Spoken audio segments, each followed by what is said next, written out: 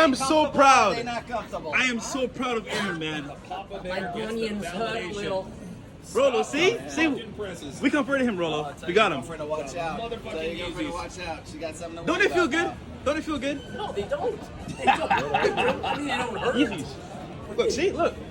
I We're matching, bro. The Mexican We're lights. brothers in other ways too. Yeah, look at that. There you go.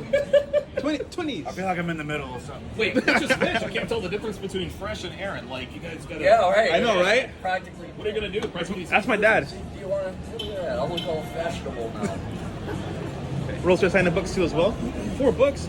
Jeez. Well, it's all of them. They're all hardbound too. He took This is celebrity. There you go, man. Jay took the time to go and these are not available. He did this on his own. These are hardbound versions of the series The Bible. of my books. There you go. The RP. Took it upon himself. Where'd you go? Office Depot? No, it's called D&B Bookbinders. Small old school shop in Hialeah. That's still, they do repairs on my. A nigga don't want to be there because I was looked at as a simp for wanting to marry the bitch who had the damn kids. I was looked at as a simp. Ma'am, I'm going to need you to stop for a minute and listen to this damn preaching right now. I'm going to need you to put your hat up. I'm going to need you to stop for a minute. Pass the collection plate. Because let me tell you something, ma'am. A lot of the men that y'all use are the men who trying to save you. A lot of the men are sitting there saying, you remind him of his mama, and he realized the crap his mama went through. So what he wants to do is save you. And when he turns into me, it's because he's ran into so many walls that he started to realize, I'm a fool. Okay, I tried to Pastor. treat this woman better than she saw herself. She didn't see herself as a wife. She saw herself as a baby mama. She didn't see herself as a wife. She saw herself as an Instagram thought. She didn't see herself as a wife. She saw herself as, City Girls is up. So there's a lot of women who can tell you right now, I had a good man, but he was lame. I had a good man, but it wasn't exciting. Because let me tell you something. A nigga that's in a thug and a jailbird, he'll fuck you better than I can. Oh, yes, sir. Because all he got is time on his hand. This nigga dick game is great. Because he ain't got no 9 to 5. He don't have no education. He don't got Georgia Tech on his back like I do, ma'am. So I understand this. So why you saying this person is in this situation, he shouldn't be able to speak? If you were an intelligent person, you'd say, this person's in this situation, so I should listen to him. The nigga that lost $1 million, I would listen to him tell me how to fuck up money. Right. Take a learn yourself.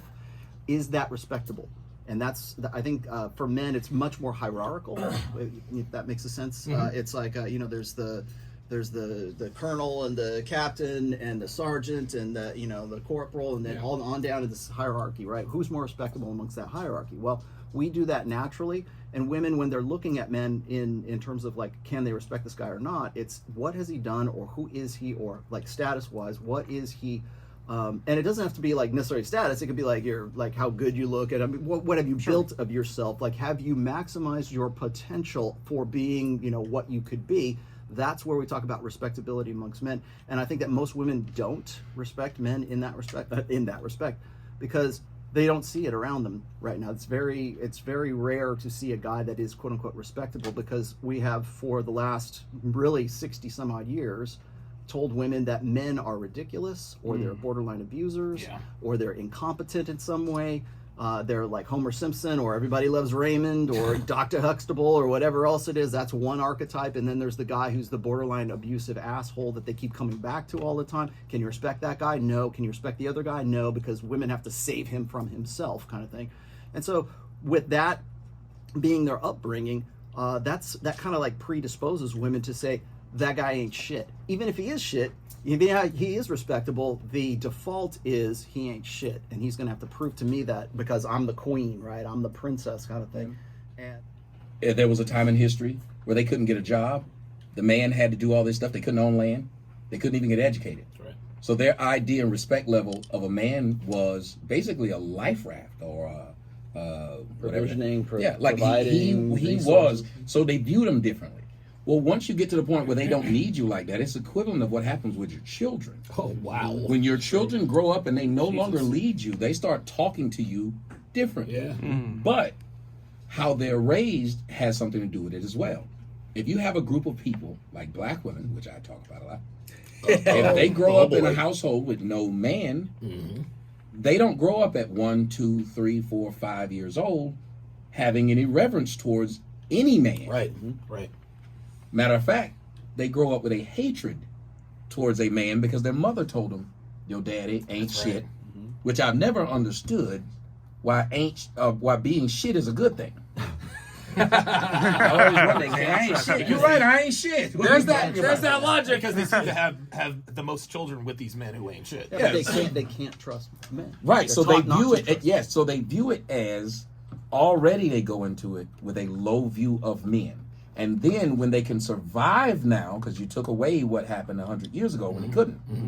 Well, they can survive now, and as a matter of fact, when they used to couldn't in the 50s thrive with several men, now they can.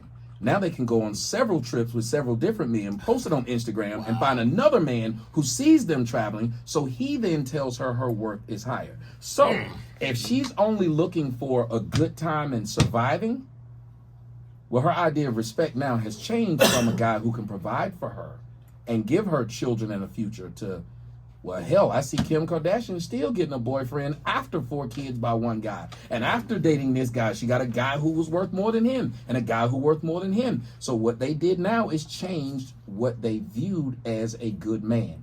Now a good man is just a guy who provides for them and allow them to live a magical life. So the respect that they have is still there. You just got to be one of those guys that's in that place. Because if you notice, it's hard for one guy if he doesn't have a certain amount of money or status.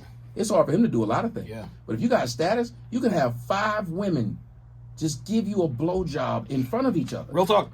They will. So the dynamic has changed, and their respect level changed at that point. So it became respect meant something different. That's why I asked you to describe it. Listen, we have the renowned Cappy. Thank you. We have the most honored Tommy Sotomayor. We have the most esteemed, legendary Rolo Tomasi. And the man himself, Donovan Sharp. Yes, sir. About to do a show right now with the fellas, man. I call them the Oreos because we're lining up black, white. But I guess we call them village people. Village people. YMCA. You guys ready for this? Yes. That's straight. So, Let's do it. We got Hero. Say what's up, man. This is straight, right? Guys, look at the camera. Is this straight? Look, I'm looking at. Yeah, this is much better. But here's the thing, I have my finger on it. Oh, he's actually Oh. going to sit on there for straight. Oh yeah, I think we're good. Are we center? I think so. Legendary. Look at the ceiling. That's the biggest way to tell. Yeah. Oh yeah, I got you. I think it probably needs to turn a little bit. I think it has to turn a little. Yeah, tilt it this way a little bit. This way? Tilt it, no, that way. All right, so her first time in Brickell Mall, and so hold on. You said that you've never had designer stores where you're from? Yes. What the?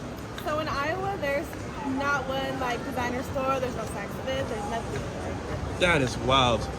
By the way, so people come up from all over the world to take pictures right here. It's crazy. Really? Yep. You guys know where we're going. Tacoology, my favorite spot for tacos. But yeah, we're getting some content today. Talk about her, get to know her a little bit more, and yeah, see what's up. But yeah. Let's do it. Anything new? No, actually. Oh, what's your TikTok? Lina.2x. Lina2x. There you go. All right. Today, guys, Brickell Mall. As you know already. And hungry, need some food. Peace. We got one hero here, and then I see another hero right here. What's going on? This is crazy. Wow. Seen double. Hero, that's you. Hero.